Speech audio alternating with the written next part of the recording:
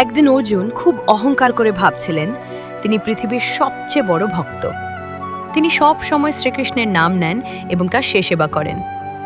শ্রীকৃষ্ণ অর্জুনকে একটি শিক্ষা দিতে চাইলেন। তিনি অর্জুনকে নিয়ে এক গ্রামে গেলেন। সেখানে একজন সাধারণ কৃষককে দেখালেন।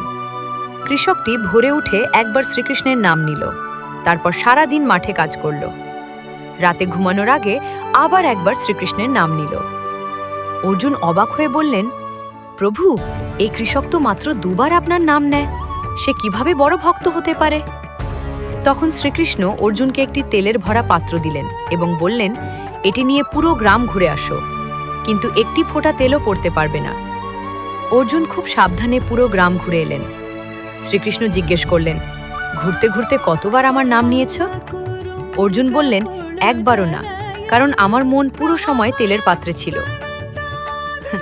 তখন শ্রীকৃষ্ণ হাসলেন এবং বললেন, এই কৃষক সারাদিন কঠোর পরিশ্রমের মাঝেও আমাকে দুইবার স্মরণ করে, তাই তার ভক্তি সত্যিকারের। ব্যস্ত জীবনের মাঝেও যে মানুষ ঈশ্বরকে মনে রাখে, তার ভক্তি সবচেয়ে সত্য।